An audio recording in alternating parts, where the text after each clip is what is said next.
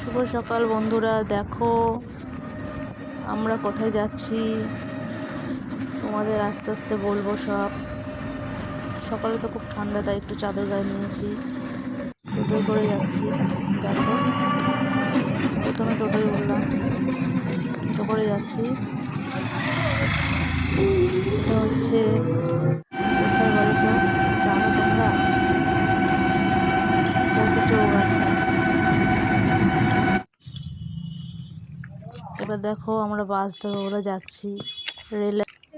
এই যে rail line cross করে এবার পার হয়ে আমরা যাচ্ছি। চাদর আর লাগবে না। ওই যে বাস দাঁড়িয়ে আছে, আর হচ্ছে অটো দাঁড়িয়ে আছে, কিন্তু বাস একদিকে দাঁড়িয়ে আছে, অটো দাঁড়িয়ে আছে। তো আমরা ভাবলাম যে না, অটোতেই উঠি। তো অটোতে উঠে পড়লাম, বাসে আর উঠলাম না। এবার তারপরে যাব আবার। এবার আমরা অটো করে যাচ্ছি, দেখো। তারপরে আমরা সদরে নামবো।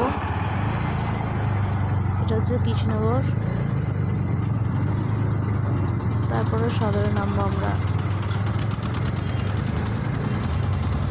ওখান থেকে ট্রেন ধরবো।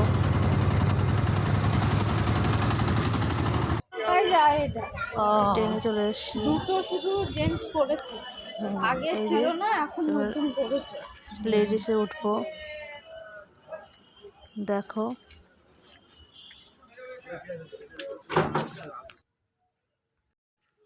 এই যে দেখো কোথায় চলে এসেছি। এই যে বড় মার কাছে চলে এসেছি, নৈহাটি বড় মার কাছে পুজো দিতে এসেছি। দেখো কত লম্বা লাইন, কেমন লাইনটা দেখো বন্ধুরা, কত লাইন পড়েছে। এই যে আমার যা এসছে আমার সাথে, কত দেখো গঙ্গা থেকে কত লাইন পড়েছে দেখো।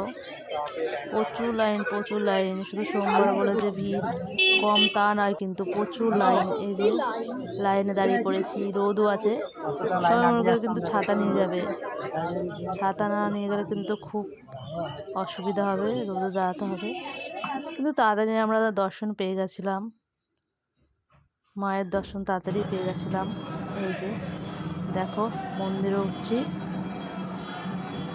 আমরা, দেখো বড়মা মন্দিরে উঠে গেছি।